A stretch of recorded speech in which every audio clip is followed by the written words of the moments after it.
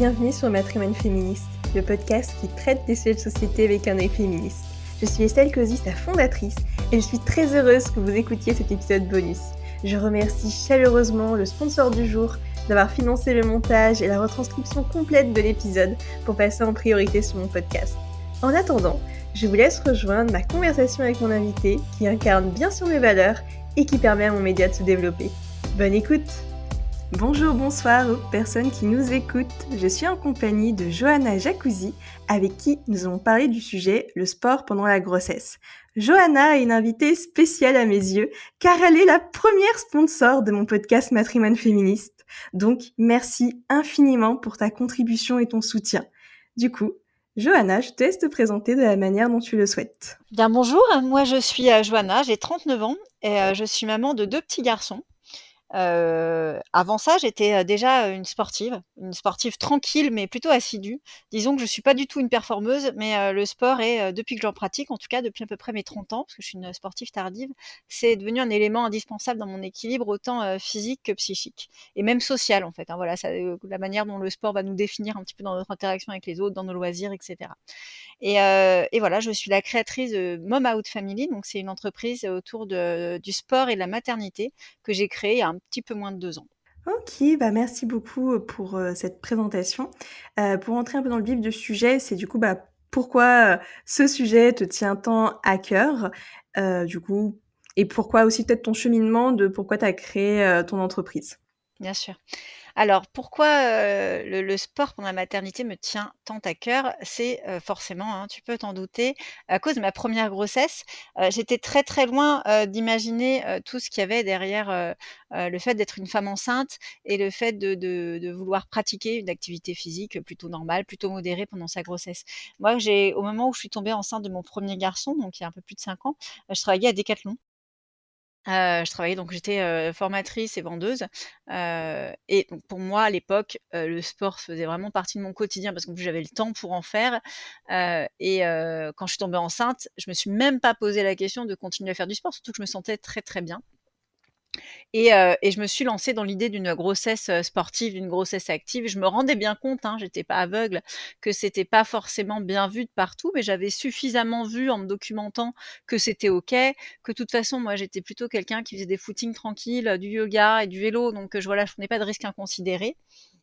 Et je me suis aperçue, surtout, après coup, mais déjà un petit peu pendant ma grossesse, de la censure que je m'étais mise au fur et à mesure que ma grossesse avançait. Non pas parce que je me sentais pas capable de faire les choses, mais parce qu'on me disait de faire attention, parce qu'on me disait de me méfier, parce qu'on me regardait un petit peu comme si j'étais égoïste.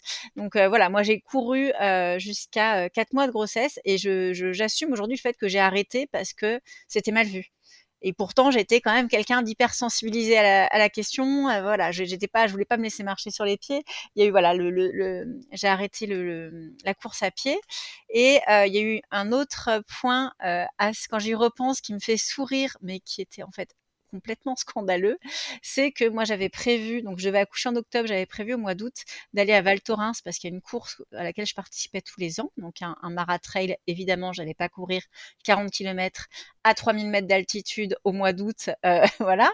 Mais je voulais y aller pour encourager mes copines qui y participaient. Et donc, j'en parle à ma sage-femme qui me dit: «OK, non mais pas de souci, au contraire, ça va te faire du bien». Moi, j'étais vraiment en pleine forme pendant ma grossesse, hein. J'étais, voilà, j'ai eu aucun mot de grossesse, tout se passait hyper bien, et elle me dit: «Vas-y, ça va, c'est trop bien, quoi. Enfin, franchement, c'est l'idéal». Et suite à quoi, j'en parle à un de mes collègues de boulot qui est, toujours un ami d'ailleurs, dont dont la copine est enceinte du même terme que moi. Margot. Et elle, en fait, son gynéco lui a dit: «Oh là là, non, vous devez pas monter au-dessus de 1 500, mètres». Enfin, je sais plus si c'est 1 500 ou 2 000 qu'il lui avait dit, mais n'y allez pas. Et donc j'entends ça et moi je me dis quoi? Je me dis pas: «Son gynéco, il abuse», je me dis: «Ma sage-femme est irresponsable». Et du coup, je change de sage-femme parce que je vais voir sur internet et que forcément sur internet, je vois que, on peut aller en altitude, mais je vois aussi qu'on peut ne pas aller en altitude. Bah, voilà, on trouve tout et son contraire.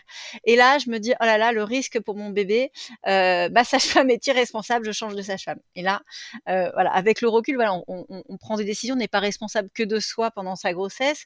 Et avec le recul, maintenant que je me suis bien documentée, voilà, j'aurais dû aller à Val Thorens, évidemment. Donc voilà, ça c'est la grossesse. J'ai quand même une grossesse active jusqu'au bout, ce qui fait que tout se passe très très bien. J'ai une récup qui est plutôt bien. Enfin voilà, tout est au top. Moi, je considère quand même avoir passé une grossesse hyper active, hyper sportive, puisque je fais du vélo jusqu'à terme. Je fais une rando d'un peu plus de 100 km en Bretagne à 6 mois de grossesse. Voilà, enfin, vraiment au top. Mais un petit goût amer quand même après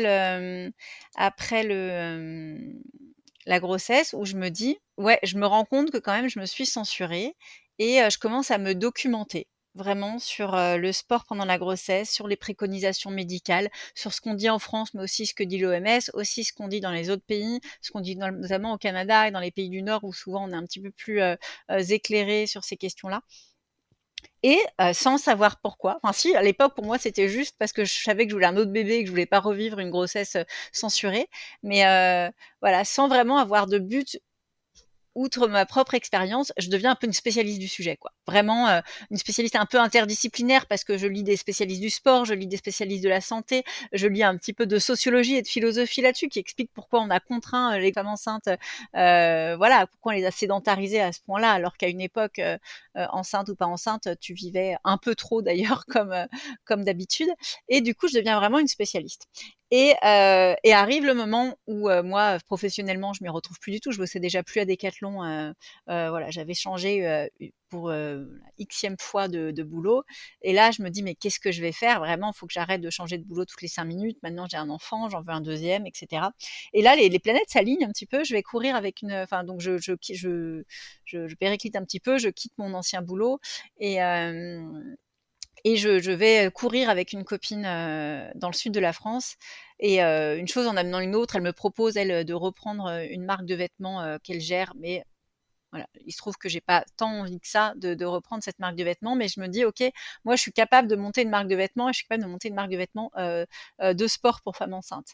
Et bah, pourquoi? Je te l'ai pas précisé tout à l'heure, mais moi pendant ma pratique sportive enceinte, évidemment, j'ai essayé de m'habiller pour être à l'aise, parce que pour moi c'est important d'être bien dans ses vêtements pour pratiquer du sport. Je veux dire, aujourd'hui, le moindre sportif du dimanche a des trucs ultra techniques, et quand tu es enceinte, tu dois mettre un vieux legging en coton qui gratte, et tu te dis, bah c'est normal, attends, on va quand même pas faire des vêtements juste pour les femmes enceintes. Voilà. Donc, je trouve pas de vêtements vraiment adaptés. Je trouve pas de legging qui tient quand je fais du footing. Je bricole comme beaucoup de femmes enceintes. J'ai entendu des trucs pas possibles auprès de ma communauté. Genre des nanas qui me disent que ce qu'elles ont eu de plus adapté pour faire du vélo enceinte, c'était une combinaison en lycra de taille trop grande. Enfin, voilà, les femmes enceintes bricolent, quoi. Tu te retrouves avec des trucs pas possibles. Et voilà, ça me revient et je me dis, mais oui, une marque de vêtements, je m'en sens capable, et une marque de vêtements pour femmes enceintes. Et c'est parti de là, en fait. C'est parti de là, puis ça s'est étoffé parce que je me suis aperçue qu'au-delà d'une marque de vêtements, il y avait besoin d'une communauté, il y avait besoin de sororité, il y avait besoin de trouver des canaux pour informer un petit peu les femmes enceintes sur ce qu'elles pouvaient faire ou pas. Et surtout, bah, au-delà de juste la grossesse, j'ai cette volonté de parler de maternité, parce que voilà, après avoir accouché, on s'aperçoit que là où tout le monde fait attention à toi pendant ta grossesse, alors que tu es plutôt en forme globalement, on t'oublie complètement pendant le postpartum, où là, ta vie elle est un petit peu plus difficile, et que la maternité, de pouvoir continuer d'avoir une activité pour soi quand tu es maman, bah, c'est encore un enjeu, et pendant toute la petite enfance, quoi. Donc voilà, donc c'est pour ça qu'aujourd'hui, j'ai une entreprise pour œuvrer dans la maternité sportive, à la fois avec ma marque et puis à la fois avec un blog et une boutique en ligne. Voilà. Waouh, quelle très, très jolie présentation, j'ai beaucoup aimé, c'était très vive et tout, donc ça on aime t'écouter, enfin je pense que les personnes qui nous écoutent aiment, t'écouter, et en vrai, je suis, comment dire? En fait, je suis d'accord avec toi dans le sens où c'est vrai que quand on est, enfin moi je suis pas enceinte, mais c'est vrai qu'il y a pas mal de préjugés qui gravitent autour des femmes enceintes, donc comme tu disais, on sait pas vraiment ce qui est vrai, ce qui est faux, parce que, ça pourrait être aussi une question de pourquoi on a contraint les femmes, du coup, à les sédentariser alors que tu nous expliquais que justement, avant, elles étaient plus libres de leurs mouvements. On va dire, quand elles étaient enceintes, j'imagine qu'elles pouvaient faire plus facilement, du sport que maintenant. Donc ça fait partie, des questions qu'il faudrait développer. Et en tout cas, je trouve ça super, que tu es partie de ta propre problématique pour pouvoir créer après une marque pour permettre aux femmes, de s'émanciper, parce que clairement, tu leur offres une communauté, comme tu nous as dit, tu leur offres du coup des vêtements adaptés à leurs pratiques sportives, et du coup faire du sport en plus c'est super pour tout ce qui est confiance en soi, développement personnel, et comme tu dis, en plus une fois qu'on accouche, c'est là on va dire où c'est les problèmes on va dire ils arrivent, parce que le bébé est là et c'est beaucoup plus compliqué à gérer. Donc avoir cet espace à soi, du coup par la pratique sportive, c'est vrai que en t'écoutant ça donne vraiment un message de libération, des femmes, parce que trouver ce temps, s'accorder ce temps, c'est précieux pour plein de choses, et en particulier pour justement aller vers son soi intérieur, pour se retrouver intérieurement, parce que moi j'aime beaucoup dire que c'est important de se connaître soi-même pour avoir un meilleur impact, une meilleure vie, puisque si on se connaît, on connaît ses limites, on connaît plein de choses par rapport à soi, on déconstruit ses croyances, et du coup c'est vraiment un trésor intérieur assez immense qu'il faut partir à explorer. Ouais, c'est très juste, c'est très juste. C'est le sport, mais ça pourrait être autre chose, en fait. C'est à partir du moment, oui, où tu te connectes avec toi-même, où du coup, tu es à ta place, tu sais qui tu es, comme tu le dis très bien, et du coup, tu peux aussi dire qui tu es aux personnes que tu as en face de toi. C'est ça aussi l'enjeu, dans la grossesse, où tu es souvent un peu réduite à ton rôle à ce moment-là, qui est certes très important, mais qui n'empêche pas que tu sois une personne, et qui fait que en effet, et ben là, oui, je suis une future maman, oui, j'attends un enfant, mais de dire, par exemple, je suis une future maman sportive, qu'est-ce que je fais? Je fais pas que lire des bouquins sur l'éducation des enfants, mais voilà, je partage déjà. J'ai souvent ce retour des femmes, et ça a été mon cas, qui ont déjà l'impression de partager quelque chose avec leur enfant, parce que, c'est pas mon cas, hein, mais j'ai pas mal de filles autour de moi qui ont couru des marathons enceintes, par exemple, qui disent: «Mais non, mais il y a un truc de fou, j'ai couru un marathon avec mon bébé avant qu'il naisse». Donc voilà, c'est son soin intérieur, en sachant que dans son soin intérieur, il y a quelqu'un avec qui peu importe qu'on développe déjà des choses ensemble ou pas, mais en tout cas sur lequel on commence à écrire une histoire, avec qui on commence à écrire une histoire. Et je voudrais juste te reprendre ce que tu as dit par rapport au fait qu'avant, les femmes étaient plus libres de leurs mouvements. Alors, je mets une nuance, en fait, parce que ça fait longtemps qu'on a un peu voulu, enfin, que le patriarcat a mis un peu de contrôle sur la maternité. Et avant cette période, c'est pas que les femmes étaient plus libres, c'est que les femmes étaient peut-être encore moins libres. C'est-à-dire que on remonte à assez loin, quand c'était pas grave si on perdait des enfants, enfin voilà, où les femmes avaient 8, 9, 10 enfants pendant leur vie, et qu'il n'y en a que 2 ou 3 qui allaient survivre. Et en effet, à cette époque-là, pendant la grossesse, on se privait pas de bouger, mais c'était pas pour faire du sport, hein, c'était pour travailler au champ, c'était voilà, la vie ne changeait pas. Voilà, les femmes, c'était normal qu'elles accouchent, s'il y avait des bébés qui survivaient ou pas, c'était normal.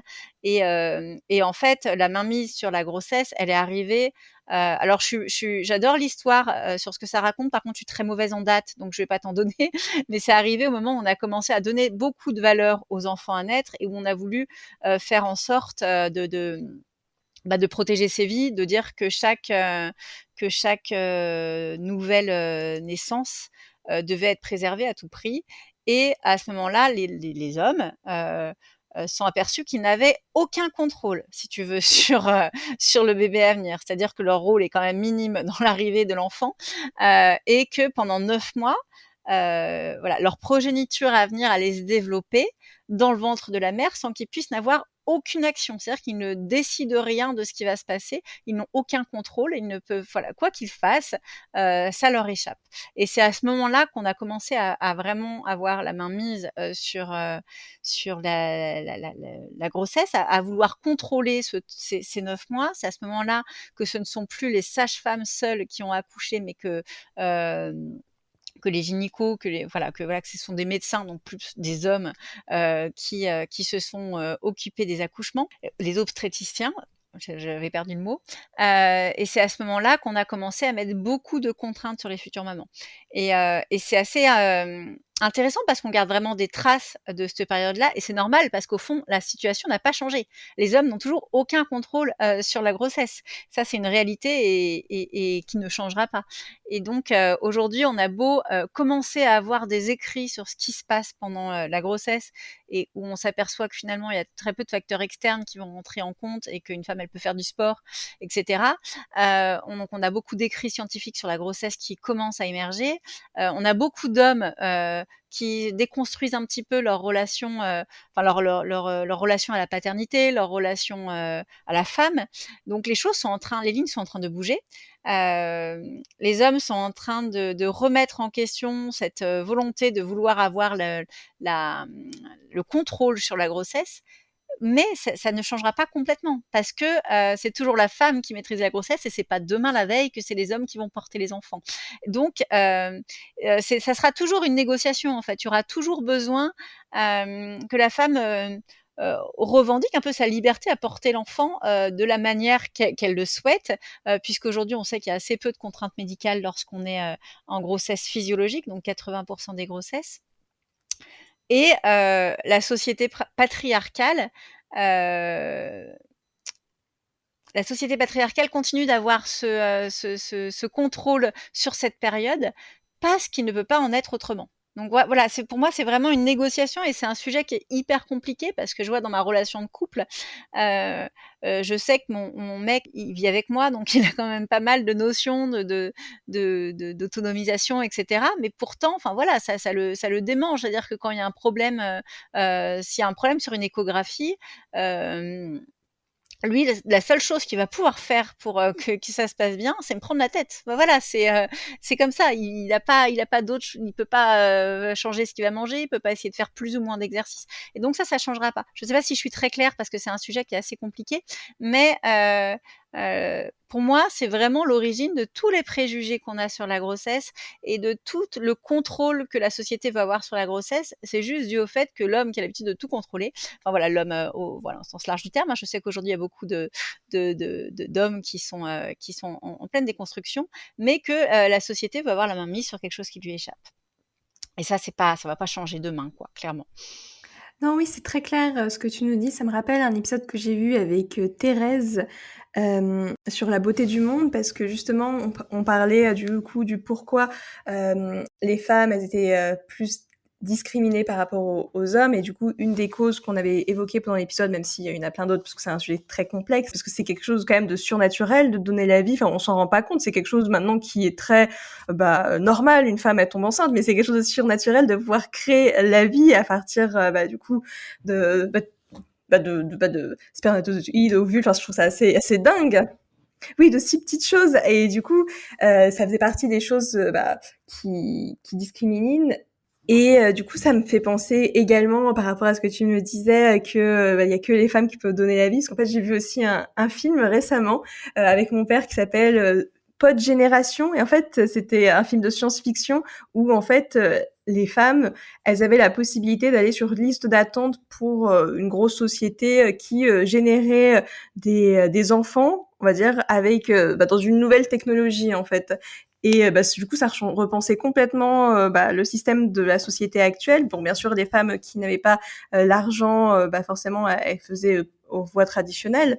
Mais les femmes qui avaient de l'argent et qui avaient été acceptées sur la liste d'attente, en fait, le fait qu'il y ait toutes ces nouvelles technologies, ça permettait aussi aux bébés, du coup, on pouvait tout contrôler, on pouvait leur donner de la musique, on pouvait lui donner comment dire, de la nourriture spéciale. Enfin, je sais pas trop dans quel détail c'était à ce propos-là, mais je trouvais ça assez marrant que finalement après le bébé, enfin, il est dans une coque, le bébé mais en fait, je trouvais ça assez intéressant, cette réflexion du film, parce que du coup, les femmes, elles étaient libres du coup pour continuer à travailler sans être discriminées, parce que du coup, leur pod, il pouvait être porté aussi bien par la fille que par l'homme, et de toute façon, tu l'amenais, tu le rangeais, et après ta vie continuait entre guillemets. Bon, bien sûr, tu essayais de passer du temps avec lui, tu le caressais, mais en même temps, il y avait pas cette proximité, il y avait pas cette expérience que tu pouvais faire comme tu nous as raconté avec une maman qui avait fait un marathon. C'est sûr qu'un pod, du coup, pour le coup là, c'est sûr que femmes et hommes, ils étaient à égalité, parce que aucun des deux était en relation directe avec le bébé.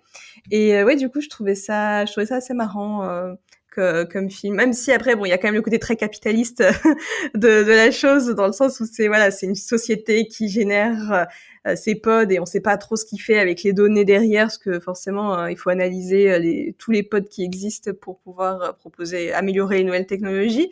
Mais le film en lui-même, il est pas ouf, mais le concept était chouette. Ouais, l'idée est intéressante, mais c'est un vrai fantasme de la science-fiction, surtout de la vieille littérature de science-fiction qui est principalement masculine. C'est à chaque fois, on retrouve souvent, hein, quand même le fait de générer des enfants, voilà, dans des, ouais, dans des bulles, dans des machins et en effet de pouvoir choisir, même le métier qu'ils allaient faire et cetera et il y a ouais, c'est un vrai fantasme ça parce que, ouais, il y a cette question de contrôle, c'est hyper int c'est passionnant comme sujet, hein, c'est passionnant. Oui, c'est clair. Enfin, moi, j'aime toujours ce qui est, tout ce qui touche à la science-fiction. Même si d'un côté, sûr, j'aimerais pas forcément que ça arrive, parce que bah, on peut voir avec Black Mirror. Mais d'un côté, j'ai pas envie que ça arrive, mais d'un côté, il faut aussi, je pense, qu'il y ait des constructions de nouveaux récits positifs pour pouvoir amener vers une société assez durable. Parce que forcément, si on montre que tout le négatif, bah, ça va pas faire évoluer les situations, alors que se concentrer sur le positif, l'espoir, je pense que c'est ça qui permettra d'amener vers la création de choses hyper intéressantes, hyper instructives. Et ouais, et du coup, bah, par exemple, avoir des entreprises comme la tienne qui contribuent positivement au développement des femmes, et bah, c'est hyper essentiel et il faut beaucoup... Enfin, je sais qu'il y en a de plus en plus d'initiatives comme ça et c'est super, mais voilà, il faut continuer à inspirer, à montrer bah, des rôles modèles. Du coup, tu es le rôle modèle voilà, de l'épisode, tu l'incarnes très bien. Et du coup, ouais, c'est des choses qui me semblent vraiment essentielles. Mmh mh. C'est sûr. Faut réinventer un petit peu, ouais, ce qui peut se passer, puis nos rôles, nos interactions. Mais ouais, la question de la grossesse est hyper, c'est quelque chose de passionnant. Je pense qu'on n'a pas fini de tirer tous les fils et ouais, d'imaginer, par exemple, de pouvoir contrôler plus de choses. Qu'est-ce que ça implique? Ouais, en termes d'expérience, quoi. C'est-à-dire que c'est cette expérience de la grossesse, qu'est-ce qu'elle amène, non pas seulement à la femme et à l'enfant, mais à l'humanité. C'est hyper, je pense que c'est important aussi que de se poser cette question. Oui, complètement. Mais d'ailleurs, ça me fait penser parce que dans ta marque de vêtements, j'ai vu que bah, du coup, il était adapté à la grossesse et à l'allaitement. Et du coup, euh, c'est pas quelque chose qui se fait jusqu'à présent de pouvoir manier allaitement avec des tenues sportives. Alors pour l'instant, j'ai que un produit sur ma marque de grossesse, c'est le legging parce que c'était le plus gros manque vraiment, enfin moi, c'est ce qui m'avait le plus manqué, c'est le vêtement de sport le plus utilisé par les femmes. Mais c'est vrai que moi, je tiens à développer donc en tout, j'ai un plan de collection pour les années à venir qui a une quinzaine de pièces. Il y aura des hauts d'allaitement pour le sport. Il y en a pas tellement. Il y a beaucoup de hauts d'allaitement. Aujourd'hui, ça se fait beaucoup. Il y a des marques, françaises et européennes très sympas qui font des vêtements d'allaitement. Il y a pas tellement de vêtements d'allaitement pour le sport. Je sais pas pourquoi ça manque autant, mais c'est toujours la question du fait, c'est qu'un vêtement de sport, c'est pas un vêtement que tu mets tous les jours, donc est-ce que tu vas être prêt à investir dans un vêtement, et cetera et c'est pour ça, je pense qu'on n'en trouve pas beaucoup et c'est pour ça que moi je propose tous mes produits à la location. Mais pour moi, c'est primordial parce que, le moment où tu veux reprendre le sport, quand tu te retrouves avec un pitchoun, bah, voilà, tu vas pouvoir reprendre le sport, on va dire à 3-4 mois de postpartum, et et pendant un certain temps, tant que, c'est un tout petit bébé, même un peu plus grand, moi je sais que le mien il a 16 mois, il est toujours très collé à maman. Si tu veux pouvoir aller faire du sport, et bah, des fois tu vas réussir à te libérer du temps et aller en faire, voilà, en le laissant le garder, par-ci par-là. Mais si tu veux faire du sport régulièrement, tu vas partir avec ton bébé. Et bah, à ce moment-là, d'avoir un vêtement sur lequel tu sois pas obligé de te dépoiler pour, faire une pause tétée pendant ton run poussette, ça sera quand même plus confortable vis-à-vis de toi, vis-à-vis des personnes alors sans voilà, sans fausse pudeur ou sans tabou, enfin voilà, je sais juste que c'est pas agréable d'avoir à lever complètement son t-shirt, voilà, pour pouvoir allaiter tranquillement. Donc pour moi, c'est important, ouais, d'avoir aussi, des vêtements de sport adaptés à l'allaitement. C'est vraiment moi un besoin personnel que j'ai eu en plus parce que je suis en allaitement long, donc j'allaitais encore mon fils de 4 ans et demi il y a quelques semaines là, ça vient de se terminer. J'allaite encore mon petit de 16 mois. Je fais du sport, 4 à 5 fois par semaine. Je mets que des soutiens-gorge, d'allaitement en fait, si tu veux et je vais courir avec. Je m'embête, je vais pas m'embêter à avoir 15 000 tenues dans ma journée. et ouais, des soutiens-gorge de sport, d'allaitement avec un bon maintien dont tu as besoin en plus quand tu allaites parce que tu as les seins plus lourds, c'est pas monnaie courante. Donc pour moi, c'est vraiment important, que ça soit en termes de produits, je pense qu'il faut que ce produit existe et que ça soit en termes de message. Parce qu'en plus, il y a aussi beaucoup de préjugés sur l'allaitement, le sport et allaitement parce que, il y a assez peu d'études sur la question. Comme beaucoup de sujets féminins, hein, on sait que, même s'il y a de plus en plus de chercheuses, encore aujourd'hui, quand même, les personnes qui dirigent les laboratoires de recherche sont encore quand même beaucoup des hommes et du coup, les budgets, sont voilà, c'est difficile d'avoir des budgets autour des projets qui sont vraiment très féminins et du coup, il y a on dit, sur le fait que tant qu'on allaite, notre corps est pas prêt, au sport, quoi. Et en fait, je risque de me faire taper sur les doigts par des copines qui sont coachs sportives. En fait, ce qu'il y a, c'est que c'est un argument qui est beaucoup utilisé par les coachs sportifs pour dire vous pouvez pas reprendre le sport toute seule parce qu'en fait, vous avez des hormones dues à l'allaitement qui font que vos articulations sont hyper flexes et que du coup, vous risquez de vous faire mal. Et je pense qu'elles y croient vraiment fort, mais il y a pas vraiment d'études scientifiques derrière. Alors en effet, il y a un hormone qui est sécrété pendant l'allaitement et qui rend les articulations un peu plus flexes, mais de toute façon, il devient, même si on continue à allaiter, il est très faible en dose. Et du coup, moi, j'ai interrogé sur la question une gynécologue de l'INSEP, donc de l'Institut national du sport et de la performance, du coup, qui est vraiment spécialisée. On va dire que c'est la française la plus spécialisée sur les questions de grossesse pour les femmes enceintes pendant la maternité, etc. Elle s'occupe de sportifs de haut niveau, donc c'est vraiment son sujet, y compris sur du sport vraiment voilà, haute dose. Et du coup, elle me dit que non. Hein, voilà. Mais il y a pas vraiment d'études approfondies qui ont été menées. Et voilà. Donc moi, je me base sur ce discours scientifique et j'ai envie de dire, mais allons-y, quoi. Si on dit aux femmes, choisissez entre l'allaitement et la pratique sportive, on n'est pas sorti de l'auberge. Surtout que la pratique sportive dont on parle, c'est de la pratique sportive amateur. Parce qu'en l'occurrence, les sportifs de haut niveau, elles n'ont pas les problèmes que toi et moi on a. C'est-à-dire que les sportifs de haut niveau, elles sont de toute façon accompagnées par des professionnels qualifiés et on voit pas des Florian Hott ou des Clarisse Abdenienou se demander si elles peuvent pratiquer parce qu'en fait voilà, elles voient je pense toutes les semaines un médecin qui leur dit tu peux vas-y pas, etc. Donc on parle vraiment de sport amateur et je pense pas qu'il y ait des risques à faire du sport en allaitant.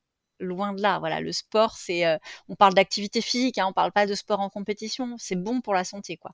Donc voilà, moi j'espère avoir suffisamment de trésorerie très vite pour sortir un débardeur, un t-shirt et un manche longue de sport pour l'allaitement. C'est un projet qui est important pour moi. Peut-être même que j'allaiterai encore pour pouvoir le tester. Ah bah, en tout cas, bah, je te le souhaite que tu puisses sortir, ces produits, ASAP. Mais donc c'est vrai ce que tu dis par rapport aux sportifs de haut niveau, en fait, c'est vrai, je viens de me faire la réflexion, en fait, on se pose pas la question pour elles, parce qu'en fait, vu que sportives de haut niveau, elles ont des compétitions, elles ont un agenda à tenir et en fait, elles font quand même du sport même si elles sont enceintes. Donc c'est vrai que pourtant, elles devraient être un rôle modèle pour, bah, les sportives amateurs, amatrices, parce que du coup, pour le coup, si, les sportifs de haut niveau, elles arrivent à faire, beaucoup de sport, bah, du coup, nous, enfin, les femmes qui sont amatrices à leurs échelles, ça devrait aller. Surtout, comme tu dis, enfin, c'est sûr, enfin, si c'est de la boxe, oui, là, c'est sûr que ça va être un peu compliqué. Et si on reçoit des coups dans le ventre, oui, je comprends. Mais si c'est des choses beaucoup plus doux. Mais d'ailleurs, oui, c'est quel sport qu'une femme enceinte peut faire et quel sport elle ne peut pas faire parce que bon, des sports qui peuvent mettre en danger la vie de l'enfant, j'imagine, ça doit plutôt être ça, les sports un peu contre-indiqués. Alors en vrai, il y a que un type de sport qui est interdit pendant la grossesse, enfin un type, voilà, une thématique, c'est les sports qui vont te mettre en privation d'oxygène, c'est-à-dire la plongée et le saut en parachute. Clairement, dans ce qui est formellement interdit, il n'y a que ça. Après, c'est du cas par cas. Ça va dépendre bah, de la condition physique, de ses capacités et compétences. Enfin, je veux dire, je ne vais pas me mettre à l'équitation pendant ma grossesse, évidemment. Par contre, quelqu'un qui pratique l'équitation depuis 10 ans, qui connaît son corps, etc., elle aura juste besoin de une ou deux petites infos pour s'autonomiser dans sa pratique et continuer à pratiquer. On va éviter les risques de chute. Alors là, tu vas me dire, bah, c'est contradictoire avec l'équitation. Oui et non, parce que moi, si je monte sur un cheval, j'ai 9 chances sur 10 de tomber. Par contre, quelqu'un qui pratique depuis 10 ans, bah, si elle va juste faire des petites balades au trot, bah, elle peut tomber évidemment, mais comme moi je me suis cassé la figure, les seules fois où je me suis cassé la figure pendant ma grossesse, par exemple, c'était pas en vélo, c'était à pied parce que marcher longtemps, ça me fatiguait. Par contre, je faisais du vélo tous les jours jusqu'à la veille de mon accouchement et il y avait pas de souci. Donc c'est vraiment en fait à faire en fonction de chaque personne. Faut pas oublier que l'enfant est quand même globalement très bien protégé. Donc on évite, voilà, on va, si on a un sport comme le VTT ou comme l'équitation, bah, on va carrément baisser son niveau pour éviter tout risque de chute. Et sinon après, et bah, c'est en fonction il y a des sports qui sont adaptés à la grossesse, qui sont vraiment estampillés adaptés à la grossesse, que même quelqu'un qui ne faisait pas de sport avant peut faire. Donc pilates prénatal, yoga prénatal, certaines nages, pas toutes, mine de rien, c'est pas si OK la natation. Qu'est-ce qu'il y a d'autre? Enfin, on peut même faire, il existe, tu parlais de boxe, il existe de la boxe prénatale. C'est juste que c'est de la boxe, c'est pas à deux, c'est de la boxe avec un punching ball. Mais dès lors qu'un sport est estampillé prénatal, par exemple en France et même en Europe, il y a une discipline qui s'appelle le pré-kanga. Qui est vraiment un truc qui est développé pour les femmes enceintes, c'est top. Et là, on peut en faire même si on n'est pas du tout sportif. Après, si je suis déjà sportive, que je fais par exemple du crossfit depuis, même pas depuis 10 ans, hein, même depuis 1 an, que je connais mon corps, que je connais mes exercices, je peux continuer sans aucun problème, juste avec 1 ou 2 infos. C'est-à-dire que je vais pas solliciter mes abdominaux grand droits. C'est la seule contre-indication physiologique pendant la grossesse. C'est pas dangereux pour le bébé, c'est juste pour éviter un diastasis après la grossesse, donc c'est-à-dire les abdominaux qui reprennent pas leur place. Et bah, je vais éviter de me mettre en inconfort, c'est-à-dire que je vais rester là où en général dans la pratique sportive on essaye de dépasser ses limites, bah, la contre-indication enceinte c'est de ne pas les dépasser, de rester en aisance respiratoire, de pouvoir parler, etc. Mais je peux continuer n'importe quel sport en vrai. Je peux continuer. Après c'est le bon sens. Je connais aucune femme enceinte qui a envie de tuer son bébé. Donc évidemment si je suis boxeuse je vais faire les entraînements mais je vais pas faire de combat. Mais il y a une nana sur une discipline de combat, je sais même plus ce que c'est, j'y connais rien en combat, qui a accouché il y a pas longtemps. Au 9e mois, elle faisait encore des combats d'entraînement, mais c'est juste qu'elle était face à quelqu'un qui maîtrise aussi bien qu'elle. Ils ont un niveau mondial, bah, il est capable de pas taper dans son ventre. Enfin, voilà, c'est vraiment, on peut faire énormément de choses. Euh, si on regarde, alors des chiffres assez malheureux, hein, quand tu commences à t'intéresser à la grossesse, bah, tu rencontres beaucoup de femmes enceintes, tu lis beaucoup de chiffres, etc. Et bah, tu connais, tu fais la connaissance, même proche, de femmes qui vont perdre leur bébé. Voilà, des nanas de ta communauté, elles sont enceintes, tout va bien, elles perdent leur bébé. J'en ai rencontré malheureusement beaucoup là en 2 ans. Bah, ça n'a jamais été pour le sport. Enfin, je veux dire, ça n'a jamais été un coup. Il y en a une qui fait, enfin voilà, il y en a qui font encore des sports type badminton, etc. Bah, ça arrive d'en prendre dans le ventre. Est-ce que tu penses vraiment qu'un volley de badminton va te provoquer une fausse couche? Non. Celles que je connais qui ont eu des soucis, c'est accident de voiture. Ça, oui, bah oui, on est dans une violence qui est autre que de tomber, que de glisser quand on va courir à pied. C'est accident de voiture, c'est des malformations. C'est alors ça, pas sur de la fausse couche, mais en tout cas sur des grossesses qui deviennent pathologiques, ça va être du surmenage au travail. Parce que quand je te dis qu'il faut pas qu'on dépasse sa zone de confort, c'est vrai pour le sport, c'est vrai pour le reste. Et pour le coup, on prend beaucoup moins soin des femmes qui s'acharnent au travail parce que finalement on est en congé maternité que quelques semaines avant l'accouchement et que à 5-6 mois de grossesse déjà, bah t'es pas censé faire des journées qui t'épuisent complètement, qui te stressent, etc. Donc voilà, il n'y a pas spécialement de sport contre-indiqué. Il y a des recommandations générales. Par exemple, c'est en train de changer, mais il y a encore 2-3 ans, on disait dans les recommandations générales qu'il ne faut pas courir au 3e trimestre. Parce qu'on a besoin en France d'avoir des recommandations, des règles, et que du coup, on dit ça parce que la majorité des femmes vont arrêter avant le 3e trimestre parce que tu as une sensation de ventre qui se balade et du coup qui vont un peu tirer sur les ligaments et que ça va pas être confortable. Mais c'est même pas une histoire de santé pour le bébé, y compris éventuellement ça, tu vas pouvoir un peu faire du mal à ton périnée, mais c'est pareil derrière, c'est juste que tu auras une plus longue rééducation. Hein.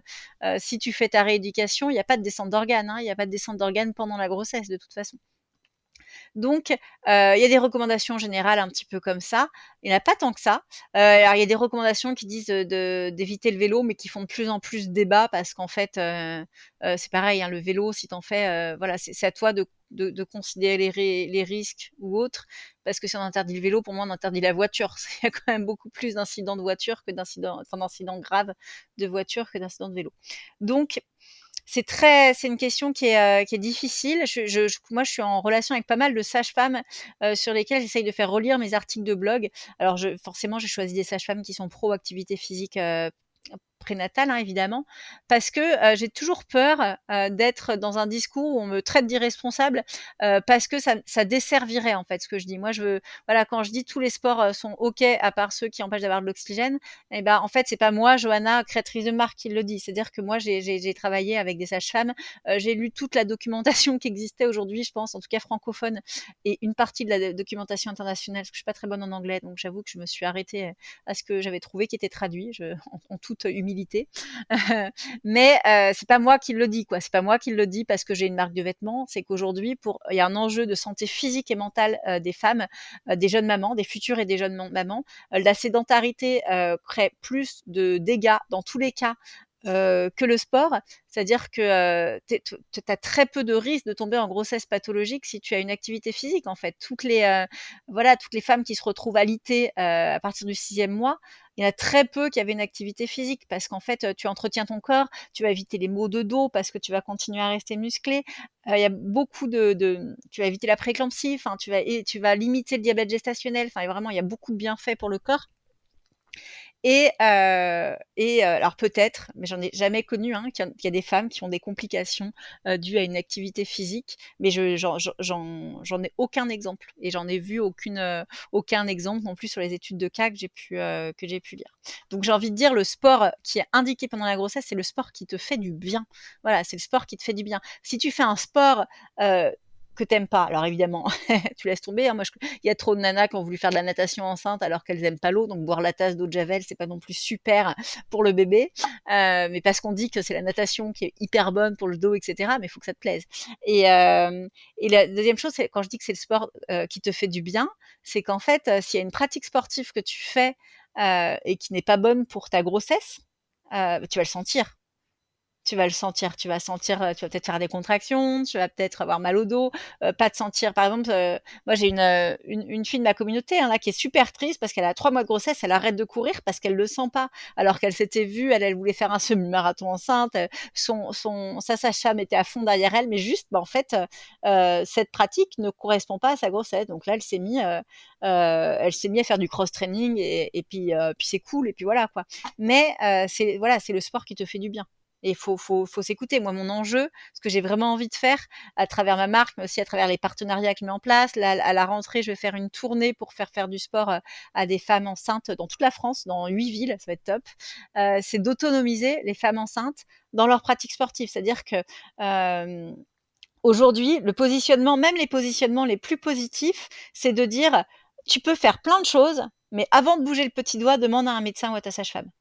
C'est un peu le discours quand même. C'est oui, on peut faire des choses avec avis médical, ça revient tout le temps. Et même les gens qui n'y croient pas finissent par le mettre dans leur discours parce qu'en fait, c'est attendu. Parce qu'on te tombe un petit peu dessus si tu dis pas avec l'accord de ta sage-femme ou de ton gynécologue. Mais en réalité, il faudrait un petit peu à balancer le positionnement et dire ok, de toute façon, en tant que femme enceinte, on est suivi tous les mois médicalement. Si on est en grossesse physiologique, donc 80% des grossesses, hein, j'insiste bien, c'est 80% des grossesses pour qui le sport est complètement indiqué sans réserve, et 20% pour lesquels on peut bouger, plus ou moins selon les cas, mais là, on va devoir demander un avis médical pour savoir qu'est-ce qui est le mieux par rapport à sa pathologie. Mais 80% des grossesses, c'est OK. Donc, tu as un rendez-vous chaque mois où on te dit OK, tout va bien, tu es en grossesse physio, et pourquoi est-ce qu'il y aurait un truc qui irait pas? Voilà. Donc, moi, l'idée, c'est d'autonomiser en disant de base, ça va. Tu peux toujours aller voir une sage-femme si tu as une question, mais en tout cas, de base, si tu as ton contrôle médical qui est fait tous les mois, c'est que c'est OK. Maintenant, il faut savoir 2-3 trucs. Alors ouais, ne travaille pas tes grands droits, tu les vois, tu as ton ventre qui pointe comme ça quand tu travailles les grands droits, il faut pas. Deuxième chose, évite d'être essoufflé. Voilà, 2-3 tout petits tips à connaître pour autonomiser ta pratique. Et puis après, go quoi. Et moi j'ai vraiment envie de pouvoir donner un peu de réassurance aux femmes en disant qu'elles ont les ressources en elles pour savoir qu'est-ce qu'elles peuvent pratiquer pendant leur grossesse. Moi j'ai créé un groupe Facebook qui s'appelle Maternité sportive, sur lesquels les femmes n'arrêtent pas de demander est-ce que je peux faire ci, est-ce que je peux faire ça. Donc je suis très contente qu'il y ait ce groupe parce qu'il y a toujours quelqu'un pour lui dire si tu te sens bien, vas-y.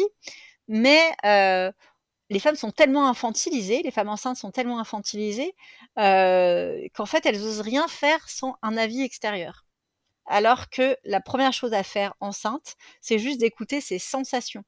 Il y a une seule chose qui doit te limiter enceinte, je parle toujours de grossesse physio, mais c'est tes sensations. C'est le seul, voilà, c'est la seule alerte que tu dois avoir parce que personne d'autre n'est dans ton corps. Personne ne sent si ton bébé bouge ou est cool.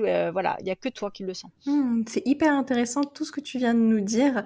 En tout cas, trop bien pour ton groupe Facebook et super, pour la tournée, dans 8 villes, ça va être super pour toutes ces femmes, pour leurs pratiques sportives. Mais du coup, en t'écoutant, ça m'amène à plusieurs questions parce que du coup, tu parles d'apprendre à s'écouter, de connaître ton corps, de trouver un sport, qui nous fait du bien. Mais en fait, je me dis, si tu as des conseils à nous donner sur comment on fait tout ça pour les personnes qui nous écoutent, par exemple une jeune femme qui veut commencer la pratique sportive, mais qu'elle sait pas trop quel sport se diriger et du coup pour sa grossesse ça pourrait être aussi bien pour l'aiguiller ou encore apprendre à s'écouter, écouter ses sensations, comment on peut faire concrètement parce que c'est pas forcément évident surtout dans une société où tout va très vite, on est toujours dans le feu de l'action, on prend jamais le temps vraiment de se poser et de se faire une introspection intérieure donc je me dis que ça peut être cool de pouvoir aborder ces sujets.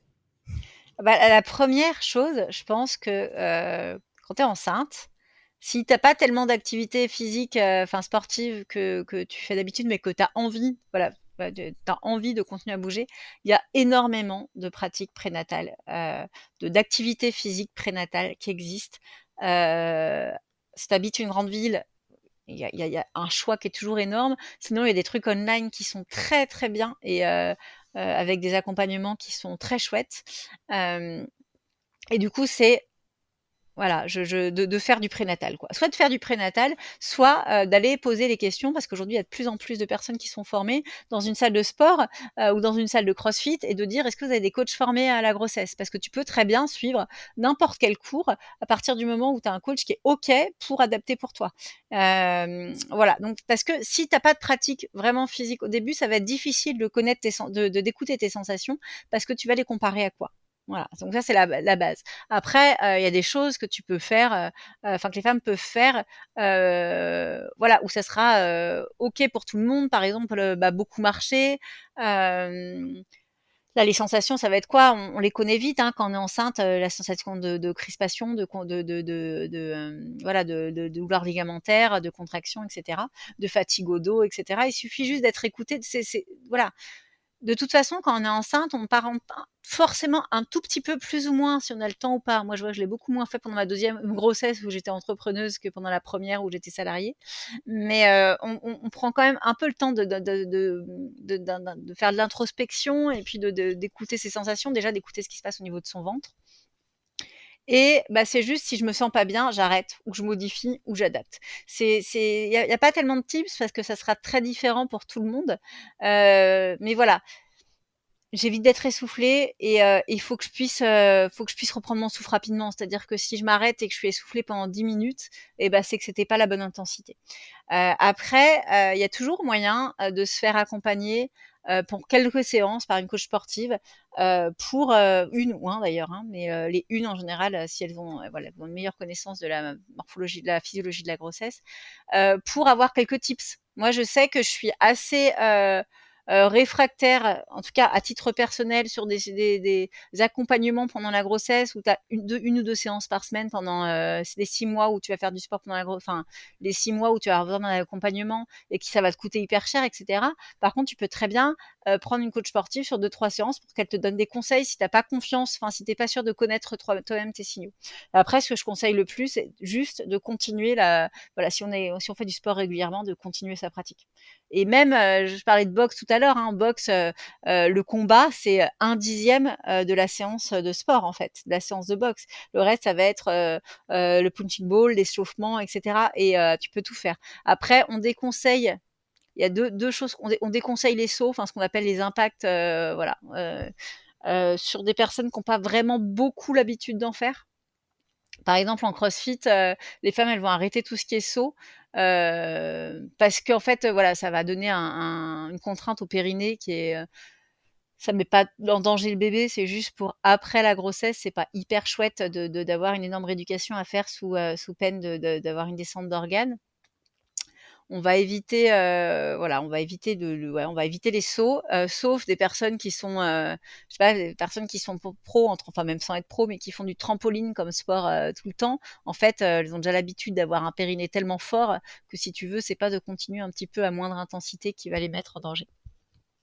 Et après, ouais, c'est vraiment, je crois que c'est le plus difficile. Tu as bien montré du doigt l'enjeu, c'est qu'aujourd'hui, on a du mal à faire confiance en ses sensations et on a du mal à écouter ses sensations.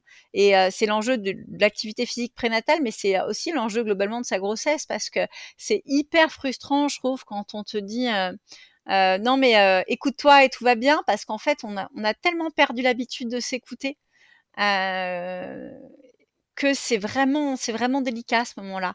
Et ça, malheureusement, j'ai pas de type, si ce n'est bah, de s'accompagner quand même d'une équipe médicale qui est bienveillante et qui est pro activité physique prénatale, non pas pour aller demander ce qu'on a le droit de faire ou pas, mais pour se faire un petit peu coacher quoi en début de grossesse sur bah voilà où est mon utérus, où voilà où sont mes ligaments, quelle douleur est normale, quelle douleur est anormale. Je pense pas qu'on en ait besoin en soi, mais on a tellement été déconnecté un peu de nos corps et de nos sensations que ça peut être bien d'avoir un petit peu cette réassurance qui est amenée par un professionnel en qui on a confiance. Mais c'est pas évident à trouver encore aujourd'hui. Enfin, moi, je travaille avec des sages-femmes qui sont vraiment pro euh, activité physique prénatale. Et à côté, je suis en contact avec beaucoup de sages-femmes qui le sont, mais qui s'estiment pas assez formées. Voilà, qui estiment qu'elles sont pas en mesure de bien conseiller leurs patientes sur le sujet. Et bah, ça, je pense que ça va changer. Hein. Aujourd'hui, il y a des très bonnes initiatives comme le guide sport et maternité qui a été édité par le ministère des Sports. Euh, voilà, il y a des choses qui sont... voilà, on parle de plus en plus d'activité physique prénatale et on en fait de plus en plus la promotion en France, au niveau de l'OMS aussi. Donc les choses, elles vont changer. Mais il va falloir quand même, en tant que femme, qu'on apprenne à écouter nos sensations. Et ça, c'est pas évident. Oui, de ce que je retiens par rapport à tout ce que tu nous dis, c'est que, il faut être bien entouré. Enfin, ce serait mieux en tout cas, et il faut surtout apprendre à se faire confiance parce que surtout, les femmes en général, elles ont plus le syndrome de l'impostrice que les hommes, donc elles doutent sur beaucoup de choses et j'imagine dans la grossesse, ça peut être aussi, des cas assez compliqués et c'est vrai que c'est tout un apprentissage de toute une vie, donc ouais, c'est sûr que ça s'apprend petit à petit, mais je me dis, écouter des femmes inspirantes raconter leurs problématiques, leur parcours, leurs témoignages qu'elles offrent à l'humanité, je me dis que ça, c'est aussi une belle façon de pouvoir commencer à apprendre à se connaître, parce que du coup, il y a forcément des choses qui vont te faire écho, et tu vas te dire, ah mais ça, oui, ça, je vais le reprendre, je veux le répliquer, ça me parle trop, bon ça me parle pas, mais c'est pas grave, je le prends pas. Et du coup, ouais, je me dis, ouais, ça peut être un premier commencement pour apprendre à se connaître. Après, il y a deux choses par rapport à ce que tu dis. La première, en fait, je vais nuancer un peu ce que j'ai dit. Il faut apprendre à se faire confiance, mais surtout, il faut se dire que euh, faut pas être à la recherche du moindre petit truc. Est-ce que ça va? Est-ce que ça va pas? Honnêtement, s'il y a un truc qui va pas, vous le sentirez. Enfin, vraiment, c'est ça, je pense que parce que faut qu'on on se dit, est-ce que je suis assez connectée à mon corps pour sentir s'il y a un truc qui va pas? Oui. En fait, l'enjeu c'est d'apprendre à se faire confiance, mais si pendant ton footing tu as des contractions, tu vas le sentir, hein, il n'y aura pas de doute. Ça, du coup, il faudra se calmer et puis la prochaine fois, soit faire un autre sport, soit baisser l'intensité. Et il y a pas de, c'est pas parce que un moment sur une séance on a eu des mauvaises sensations qu'on a fait du mal à son bébé. Donc en fait, il faut apprendre à se faire confiance, mais je pense qu'il faut surtout dédramatiser l'impact que peut avoir une activité physique sur sa grossesse et sur la santé de son bébé. Il n'y a pas de problème en fait. Je le répète hein, dans les causes de fausses couches ou de pathologie de grossesse, il n'y a pas le sport, hein, il n'y a pas l'activité physique. L'activité physique, elle va être en jeu, elle va être montrée du doigt sur deux choses, c'est l'état du périnée, et encore souvent, c'est dans l'autre sens, souvent on a un meilleur périnée quand on a fait du sport, mais en tout cas, ça peut avoir des effets néfastes sur le périnée et sur les abdos, donc le diastasis. C'est les deux seules conséquences et qui, dans un cas comme dans l'autre, sont pas dramatiques et qui sont faciles à éviter. Ça, pour le coup, il y a des techniques très faciles à donner. Hein. Le périnée, si tu as une sensation de pesanteur, c'est que c'est pas bon. Ça, c'est le tips. Et les abdos, ça fait vraiment. C'est ton ventre qui, quand tu utilises les grands droits, qui fait vraiment une pointe quand tu es enceinte. et ça se voit, enfin ça se voit et c'est ça, il faut pas, enfin en tout cas si tu le fais 1 ou 2 fois, c'est pareil, hein, tu viens pas de signer pour une opération du diastasis postpartum, mais faut être vigilante à pas le faire. Et voilà, les autres sensations, et ben en fait, faut dédramatiser l'impact que les choses peuvent avoir sur ta grossesse. Globalement, si t'es en grossesse pas tout, que t'es surveillée tous les mois, tout va bien. Après, des douleurs ligamentaires, ça se sent. Et si tu en as trop souvent, c'est qu'il faut adapter ta pratique. Mais c'est pas il n'y a pas d'énorme enjeu en fait. L'enjeu, c'est de se sentir bien. Donc dès lors qu'on se sent bien et que l'activité physique nous fait du bien, c'est ok. Et je pense je pense qu'il y a là l'enjeu. Moi, si je veux faire intervenir des professionnels de la santé, c'est surtout pour véhiculer ce message-là, quoi. Tout va bien, tout va bien. Enfin, voilà, tout va bien. Le sport n'est pas une cause de complications de grossesse, en fait, tout simplement. Et tu parlais de rôle modèle. Aujourd'hui, il y a de plus en plus de sportifs de haut niveau qui communiquent sur leur activité physique enceinte. Alors, il n'y en a aucune qui continue à s'entraîner réellement, hein, soyons clairs. Hein. Il n'y en a aucune qui continue à essayer de performer. C'est juste que quand elles y vont tranquilles, toi, le niveau par rapport à toi, il est là. Donc, tu vois des nanas qui font des trucs de fou enceintes, mais pour elles, c'est pas de l'entraînement, en fait. C'est du maintien de l'activité physique pour le plaisir, pour garder une tonicité et aussi parce que elles, c'est leur métier, pour avoir une reprise qui soit pas trop tardive. Parce que leur enjeu, c'est de pas sortir du circuit pendant 2 ans, quoi. Voilà.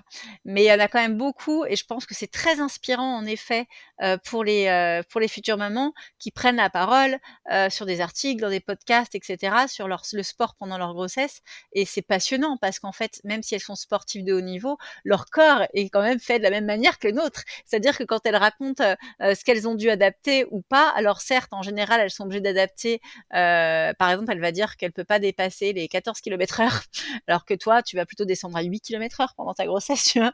Mais en fait, c'est quand même des choses voilà, comme tu disais tout à l'heure, qui peuvent nous toucher, sur lesquelles on peut se reconnaître et qui peuvent nous dire, ok, elle l'a fait, je peux le faire. Mais je fais attention quand même à une chose dans mon discours et dans la manière dont je communique sur les réseaux sociaux et sur mon blog, c'est que je veux pas créer une nouvelle normalité. Tu vois, aujourd'hui, je veux qu'on puisse faire ce qu'on veut pendant sa grossesse. Enfin, ce qu'on veut, en tout cas, qu'on soit limité que par ses propres sensations. Et je veux montrer qu'on peut faire des trucs de ouf si on en a envie. Et je mets beaucoup en exergue justement des sportifs de haut niveau. J'ai une newsletter tous les mois où je parle de plein de choses et notamment j'ai une petite rubrique sur l'univers des mamans dans le sport de haut niveau, donc sur des femmes qui sont enceintes ou qui reviennent en postpartum, qui font des trucs de fou. Et j'aime bien des fois aussi parler de femmes qui ont fait le choix, par exemple, d'arrêter la compétition après leur grossesse. Parce qu'en fait, je veux pas que la nouvelle norme à atteindre, ça soit d'être la meuf badass qui arrive à courir un marathon enceinte et qui devient comme Clarisse Abdeguenou championne du monde quelques mois, enfin un an et demi après, pas quelques mois, mais 1 an et demi après avoir accouché. Enfin, tu vois, il y a des choses qui sont juste folles et c'est hyper important de parler de ces personnes qui soulèvent des montagnes parce que moi, ça me semble vraiment important de montrer où on peut aller, mais ça me semble aussi important de dire, ok, ton bien-être, il est où?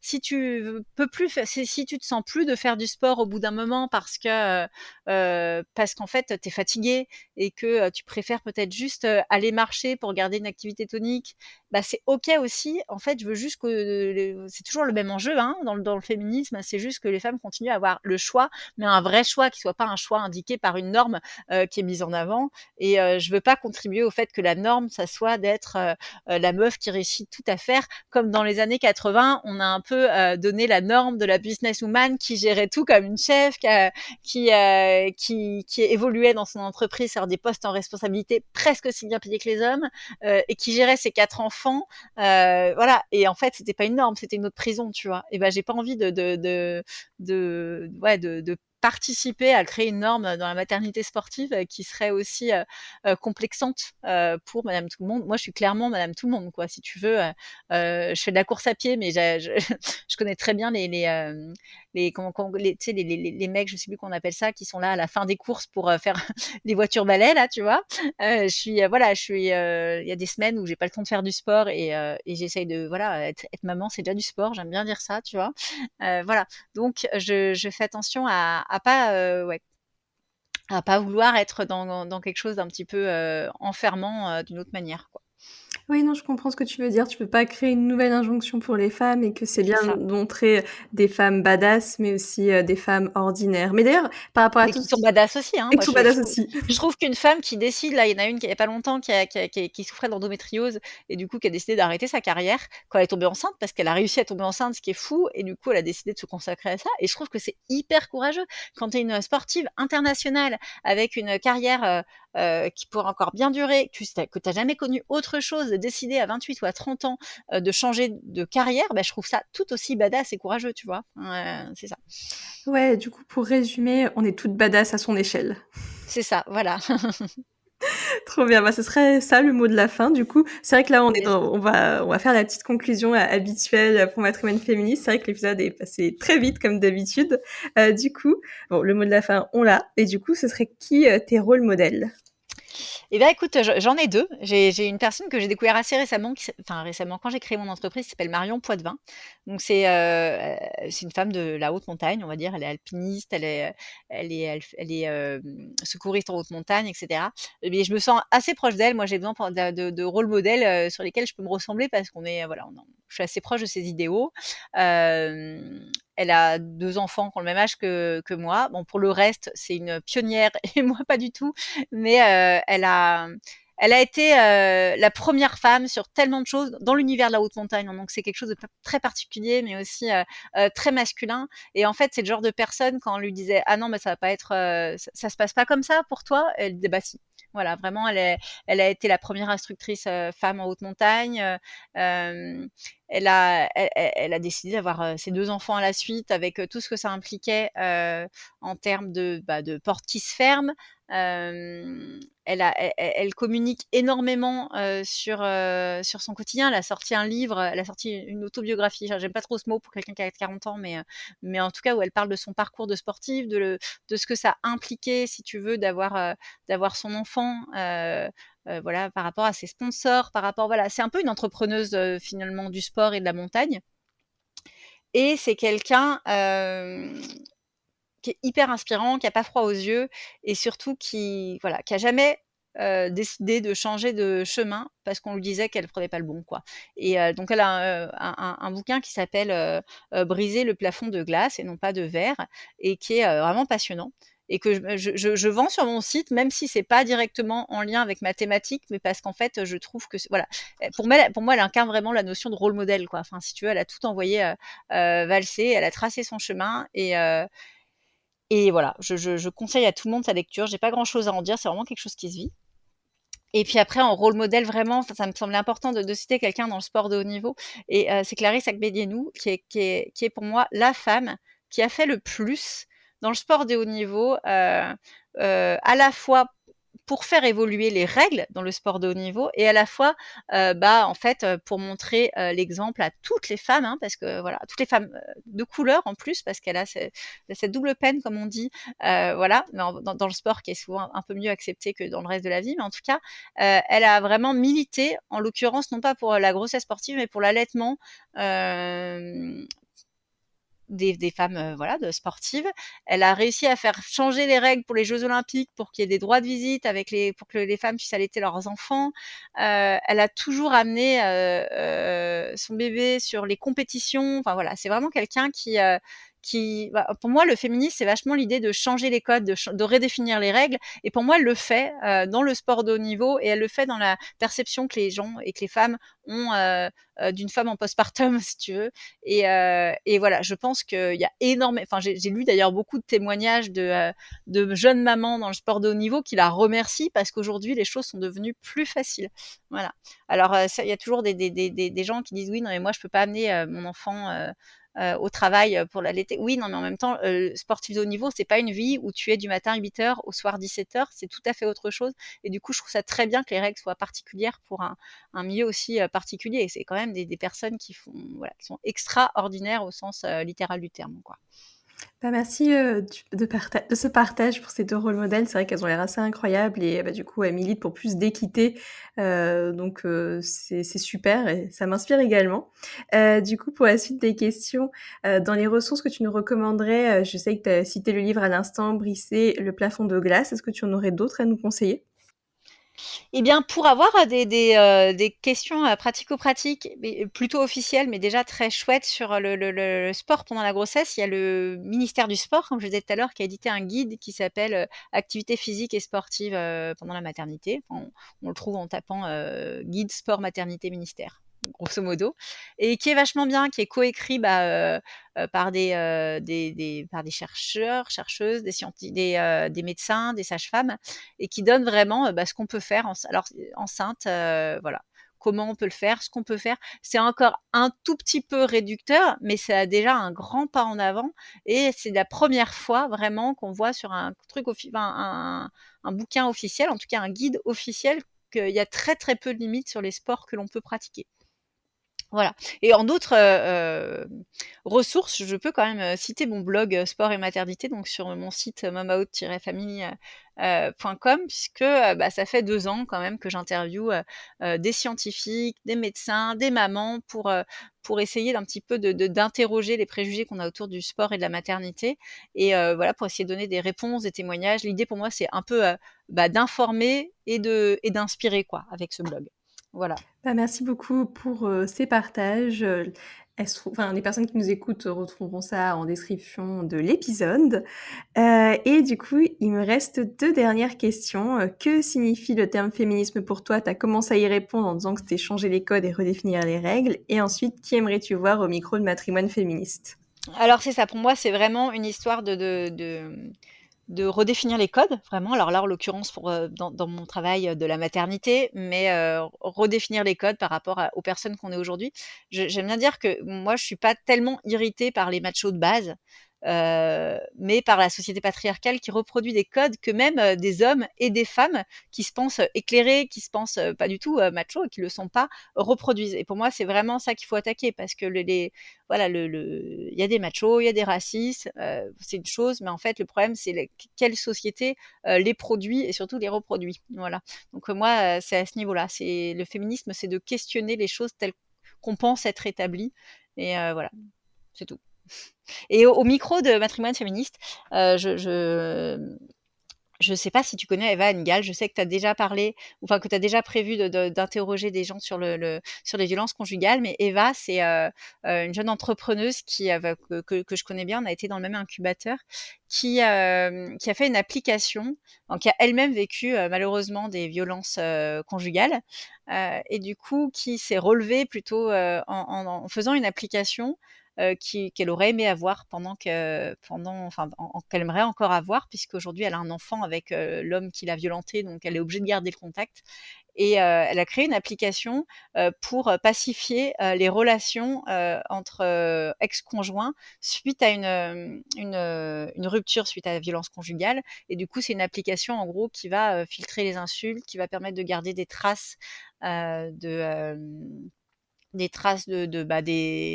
textos qui ont été envoyés, etc., qui va pouvoir servir. Enfin, vraiment, c'est quelque chose pour pacifier, pour cadrer un petit peu ces relations, et qui va permettre en fait aux femmes ou aux hommes, parce qu'il y en a aussi, mais qui ont subi des violences conjugales, de pas être en stress total dès qu'il faut contacter l'autre pour ce qui concerne la garde et puis la vie des enfants. Et du coup, elle a vraiment fait quelque chose qui rend déjà service à énormément de monde, et je trouve que ce qu'elle a fait est merveilleux, et c'est une femme assez exceptionnelle, avec beaucoup, beaucoup de ressources, parce que réussir à faire ça quand tu es encore dans cette situation finalement de violence post-conjugale, voilà. Donc c'est Eva Engel, et c'est voilà, quelqu'un de très, très chouette. Voilà. Merci beaucoup pour son nom. Je ne la connaissais pas du tout, donc j'irai découvrir son travail avec grand plaisir. Du coup, déjà la fin de cet épisode. Donc encore une fois, merci beaucoup Johanna pour ton soutien envers Matrimoine féministe, et merci aux personnes qui nous ont écoutés jusqu'au bout. Merci à toi. Ciao ciao tout le monde. Bye. Merci d'avoir écouté cet épisode bonus. J'espère qu'il vous a plu. Si vous aussi vous voulez passer en priorité sur mon podcast et soutenir mon travail, contactez-moi. Ça me ferait très plaisir d'échanger avec vous. Et si vous correspondez bien à mes valeurs et ma ligne éditoriale, vous deviendrez mon prochain sponsor. À très vite!